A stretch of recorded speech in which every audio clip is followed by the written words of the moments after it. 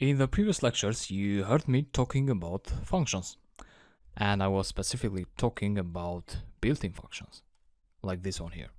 As you program with Python, you'll have to write lots and lots of functions. And I mean custom functions, which you will create yourself to fit your custom needs. For instance, you may want to create a function that converts euros to dollars. To create a function, you start with the def keyword. So when you write def, you tell Python that you are about to create a function. And then you have to pick a name for your function. Let's say currency converter. Then you have to open and close the brackets and then put a colon. And what you write inside the brackets is the input for your function. And in this case, our input would be the currency rate. So let's say rate.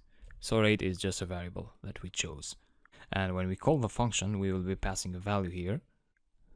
And we want to calculate dollars from euros, so we also need the euros parameter here. So we pass two parameters to the function. And when you pass more than one parameter, you divide them using a comma. Then we go to the next line, and here is where we write what the function will do. And to tell Python that you are about to write an operation that belongs to this function, you use at least one white space. That is how Python knows that this line here belongs to this function.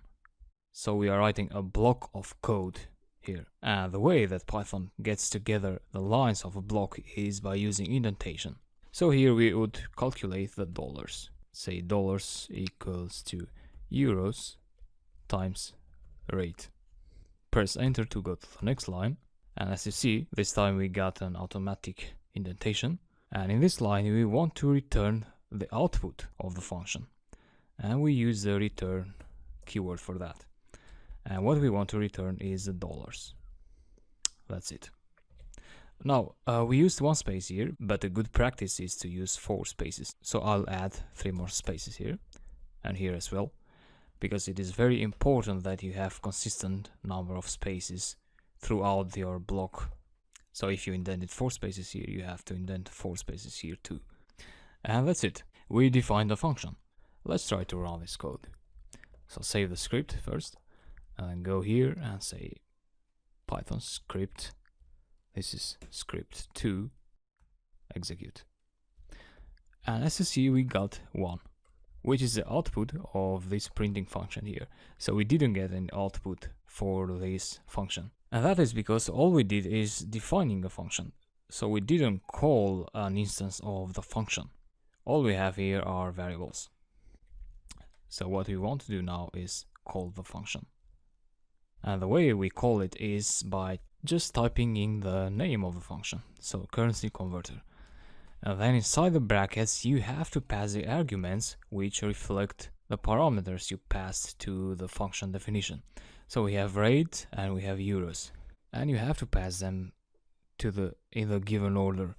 So for rate, let's say the currency rate is 100, and we have to convert 1000 euros.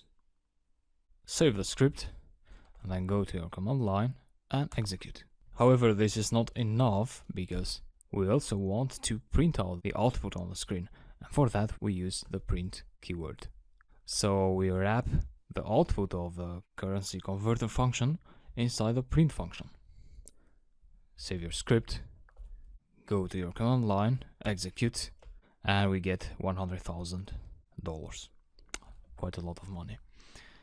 So once you created your function, you can now easily pass any arguments to your function and then get the output. So let's move on.